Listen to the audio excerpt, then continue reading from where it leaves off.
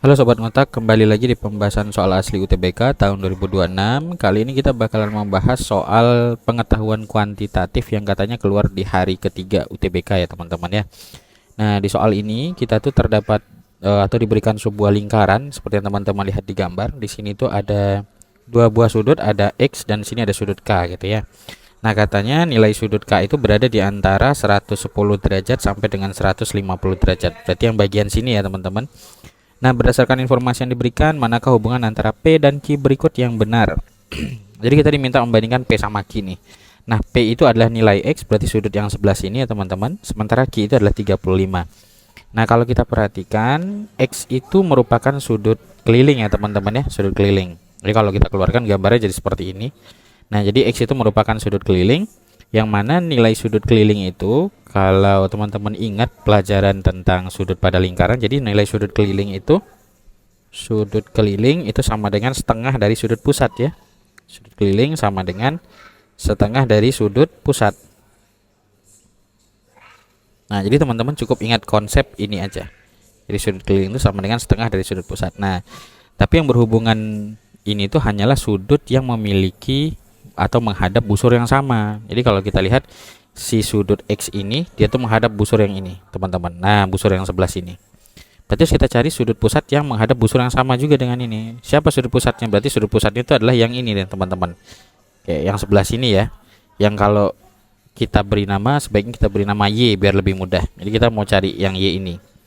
Nah, jadi kalau kita bisa dapat si nilai Y ini, nilai Y itu ya. Nah, baru kalian dapat si nilai X, yang mana si nilai X ini adalah setengah dari si sudut Y. Nah, sudut Y ini kebetulan dia nilai itu belum ada gitu teman-teman. Dia belum ada.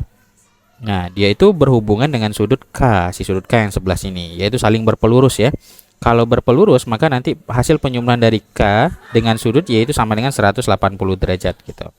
Nah, sekarang masalahnya sudut K ini nilainya diberikan dalam bentuk rentangan, yaitu berada di antara 110 derajat sampai dengan 150 derajat. Nah, supaya mudah, kita ambil aja dua kondisinya berdasarkan batas selangnya tersebut. Kita ambil selang bagian bawah sama selang bagian atas. Nah, kondisi pertama, coba kita ambil saat K-nya itu sama dengan 110 derajat ya teman-teman. K-nya 110 derajat. Nah, kalau K yang sebelah sini itu nilainya adalah 110 derajat, maka nanti nilai sudut Y itu sama dengan 180, tinggal kurangkan 110 derajat, karena dia saling berpelurus nih. Nah, saling berpelurus, maka kita dapat nilainya itu adalah 70 derajat. Nah, kalau sudut Y-nya 70 derajat, maka sudut X itu sama dengan setengah dari sudut pusat. Setengah dari sudut pusat. Nah, sudut pusatnya siapa ya? Sudut Y tadi itu. Maka nilainya akan sama dengan setengah dari sudut Y. Itu sama dengan setengah dari 70 derajat. Kita dapat nilainya itu adalah 35 derajat. Nah, ini terjadi saat kita ngambil K-nya itu 110 derajat, bagian paling kecilnya.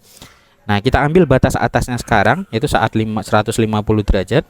Nah, saat 150 derajat, ya, saat 150 derajat yang sebelah sini, kalau dia 150 derajat, otomatis sudut Y-nya itu nanti akan sama dengan 180 kurangkan dengan 150 derajat, yaitu sebesar 30 derajat ya, 30 derajat. Maka nanti sudut X-nya berapa ya, sama kayak tadi, berarti setengah dari sudut Y-nya teman-teman, sama dengan setengah dari 30 derajat. Maka nilainya nanti akan sama dengan 15 derajat. Nah, jadi setelah kita hitung, ternyata nilai X-nya itu berada di antara rentangan ini teman-teman. Yang kecil itu batas bawahnya, yang paling tinggi itu nanti jadi batas atasnya. Maka kita peroleh nilai X-nya itu jadi nilai sudut X, nilai X itu berada di antara 15 derajat sampai dengan 35 derajat. Tapi nggak pernah nyampe 35 ya. Jadi 35-nya nggak masuk, 15 juga nggak masuk.